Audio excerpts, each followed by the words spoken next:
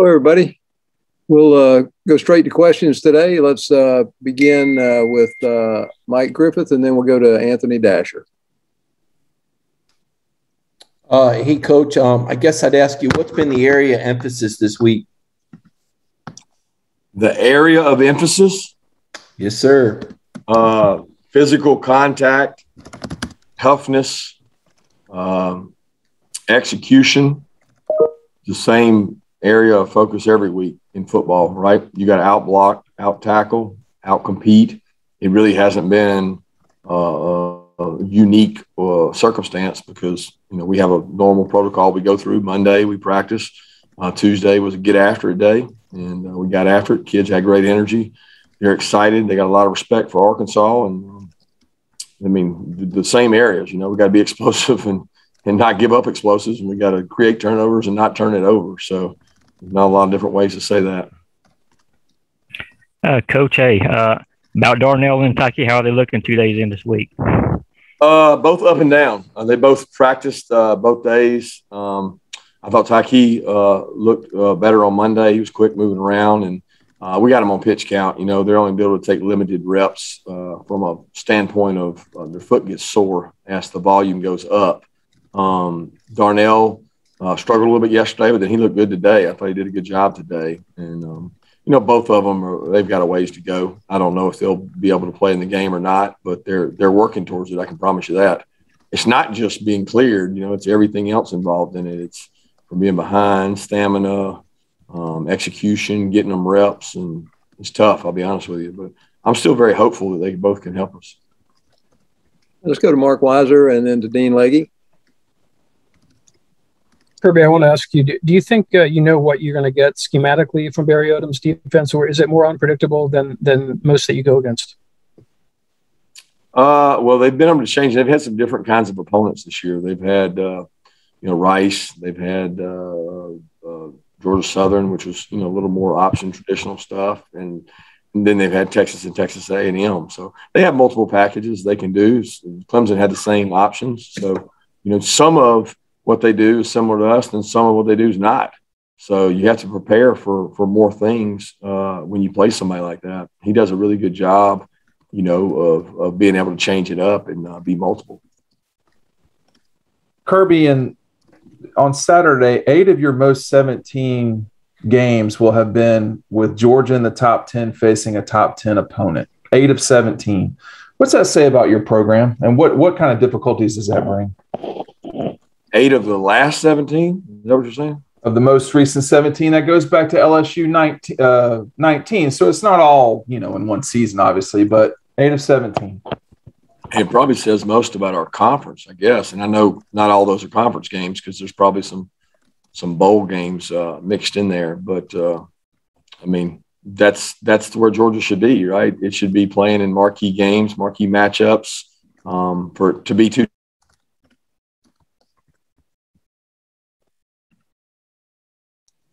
And a lot of good football. There's a lot of good football teams we play against, and a lot of good opportunities. But I like that. It's the prep of the week is a lot more focus, a lot more energy around the game. Of course, I feel like every SEC game's that way, whether it's top 10 or not. But it's great. I like it. Okay, Seth Emerson and then Jake Rowe.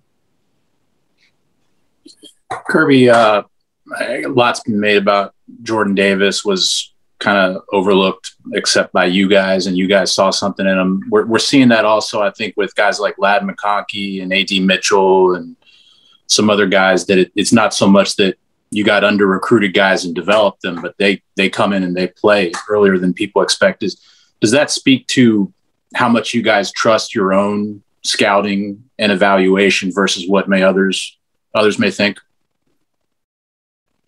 I guess the answer to that would be yes. I don't know how other organizations do it, so it's hard to compare. I do know how we do it. And, I don't think any college coach would tell you they make decisions based on what the rankings and the recruiting rankings say. I really don't think a college coach would say that. I think they do it based on the evaluation they see on tape. And that's what we do, because I really have found that if you go off camp it's a hell of a lot better accuracy than any ranking or anything, even the tape you see in high school. We didn't love A.D. Mitchell's high school tape, and we were like, man, I got question marks. But we loved him in camp, and we loved his COVID workouts that he did. And I get a lot more accuracy with information. Like, to me, information removes errors.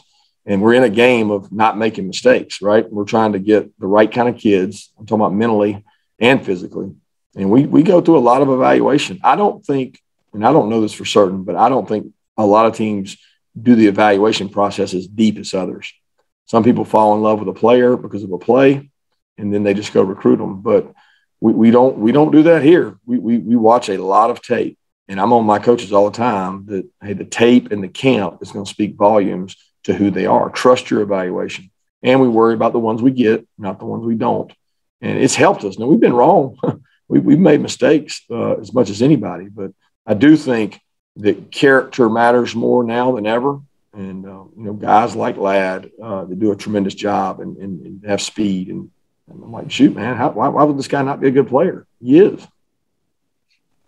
Kirby, you mentioned yesterday about Barry Odom doing a good job of making teams' offenses kind of play left-handed.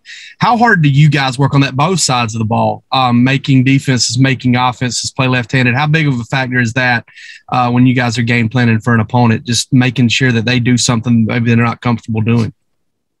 Well, we try to defensively. I don't know I don't know that we're as good at it as Barry and those guys, because Barry and them come at you kind of very different schematically. We're probably, I would say, closer to the norm in terms of our league, and Barry and them are not. They're a extremely tough prep because of the way they play.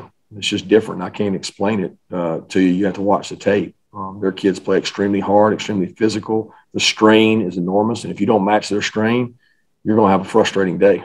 And I got a lot of respect for the way they play. But we try to force people to our big thing is stopping the run, and that's always been an MO of ours. We've just been able to affect the passer a little better this year. These guys run the ball really well, and Coach Pittman is very involved in that, and Coach Briles does a good job of that. So offensively, we obviously try to dictate with some tempo, and we try to dictate with our playmakers' ability, getting the ball to our playmakers. But I can't say that we make people play left-handed as much as they do. All right. How about Vance Levy and then to Palmer Toms? Kirby, with the way their defense drops so many players, how important is JT to really exercise a lot of patience out there on Saturday? Well, everybody says they drop a lot of players. Those same players are the ones tackling people in the backfield. So they don't always drop them. They're aggressive. They know in order to stop the run, they've got to be great eye control, great run pass readers. They're right a lot.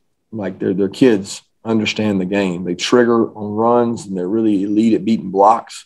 They run guys to the ball. So it's not like they're out there just dropping on air, giving you all kinds of opportunities. They can suffocate you with the way they play defense, and they do a really good job. But yeah, JT's got to do a great job of making good decisions. And that's what they forced the quarterbacks they beat into poor decisions. They force them into bad decisions. Kirby, for a while you said that Kyrus wasn't 100% and that he was playing through, a little bit of an injury. Would you say that he's 100% now? And what's impressed you about his return to the field? No, he is not 100%. As a matter of fact, he's been struggling this week some. So, I felt like he got back, I don't know what he was last week, 90-95 in the Vanderbilt game. He was out there playing, made a couple plays, and it's bothered him some this week. So he's been hindered some, and he's practicing. I think he's going to be good to go, but he's a little banged up. But Kyrus is tough. He loves the game. He wants to get out there, and if anything with Kyrus, you got to hold him back because he'll go out there injured. Hey, let's go to Brandon Sudge and then to Tyler Griffith.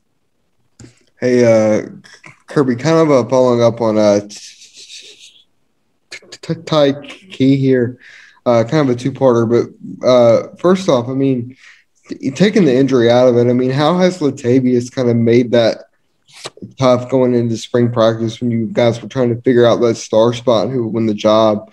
And then secondly, with being able to land Tyrique out of the transfer portal, can you kind of speak to how that happened and the things that he brings as a defensive back? Yeah, Tyrique brings experience. You know, he played star position at West Virginia, and he played with Coach Adai, and he did a great job playing there. So once he went in the portal, we felt like, you know, that was a perfect addition for us because, number one, he had playing experience. He's a good tackler. He was going to make our team better, and he's done that. Unfortunately, the injury has put him behind some, and, you know, we felt good about Brenny. You know, we felt like Brenny played well in the Cincinnati game. He's been around our defense for a long time. He practices really hard. He's gotten more confidence through the spring and through these games we've played. So they're both really good players and great people. And we're hopeful to get Tyrique back soon. Hey, what kind of problems does a big physical receiver like Treylon Burks give to y'all's defense? Well, he's a tough matchup. Because, I mean, first of all, they put him everywhere. He's in the backfield. He's at quarterback. He's at receiver. He's at slot. He's a tight end. I mean, he does everything. They find ways to get him the ball, and he's fast. He's faster than you think he is. He gets out there on the edge and can go. And really tough. So, you know, obviously when it comes to 50-50 ball, size matters, and he's got great length and really good ball skills. So, I mean, he was a problem for us last year.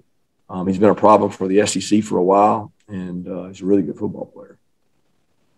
Let's go to Connor Riley and then to Jed May.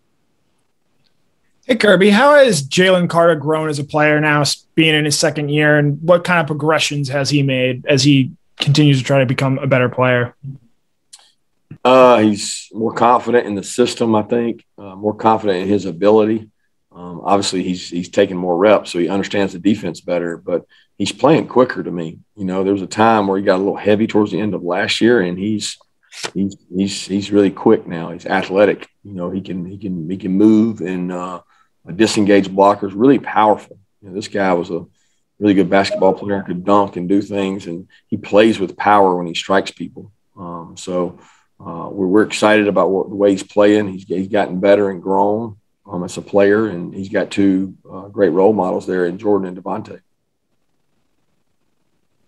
Kirby, you talked a little bit about Latavius Brini a minute ago. He's a guy that, you know, when he first got here, he struggled with some off the field type stuff. Just how has he grown in terms of being a leader, getting past all that stuff, and how important is it to have a guy like that to, you know, to sort of be a role model to some of these younger guys that may struggle maybe with some of the same stuff? He's been a pleasure to work with the whole time. He's never truly been a problem. He's a guy that goes to class, does what he's supposed to do, has discipline, fun to coach, appreciates hard coaching. You know, he's one of the guys that's come up to me before and thanked me and said, "Coach, I really appreciate, you know, how hard you push me and how hard you coach me." And not everybody feels that way, and it makes me respect how far he's come. And he's a great young man, and he's gotten better from being here, and he's a good role model for our players. I mean, he's a true example of, if you work hard and you learn the defense and you get better, that you'll get your opportunity. And he's done that. We'll come back. Davis Baker, do you have a question? Yeah, thank you. Coach, when prepping for KJ Jefferson, obviously a big athletic quarterback, does it help that you've seen, you know, DJ from Clemson who's similar in stature to him? Does that help your defense prepare? Yeah, it probably helps in terms of wrapping up and finishing, because you don't ever get to practice tackling somebody that big. But he's a little different. DJ was not trying to run the ball, and they didn't really try to quarterback run him much, where KJ does do that. And KJ's a more physical downhill runner, and he throws the ball really well too. He's got an extremely strong arm, but he's a true running back runner. He can do those things, and I don't think DJ that wasn't what he was. But in the pocket, you know, it probably helps that we had to tackle a guy that big. We've got time for two more questions. We'll open up. Anyone has a follow-up, go ahead. Yeah, Coach, I was asking about Robert Bill, kind of the same question Jay just asked about Latavius. Had a little issue a couple years ago, but didn't play a lot the last 2 years, but he's really, you know, kind of was in the transfer portal, but he's really come back and playing good for you this season. Now, Bill's grown up a lot. he's playing good football to us. And we think he's done a good job. He's a kid that's worked really hard. He's had some injuries. He's been banged up some. And just to think how long he's been here and really what he's been through, just a tremendous kid. And very thankful of the growth he's made. He's really helped our team on special teams. And I think of all the reps he's taken in practice on those scout kickoff and scout punt return units. And now he's out there doing them, and he's helping us on third down. And he's really physical. He gives us something an outside backer that some of the other guys don't get. Kirby, what is there one thing that you would credit Coach Pittman with as far as what you learned the most from him when he was on your staff? Yeah, it's probably morale and positivity. You know, Sam's a really, really optimistic, positive guy, especially with his players and his relationship with them. He was always good for me to be around leading up to games, you know, or you're worried about something. Sam always had a great spin and a great vibe on it. And he was great for our staff, you know, staff morale. And he's just a phenomenal person. And I'd always heard so many good things about him as a coach at Alabama. And you know, we tried to hire him a couple of times and could never get him. And then when I got the job, he was the number one guy that I targeted, and was so thankful that he came with us. Hey, thank you, Coach Smart.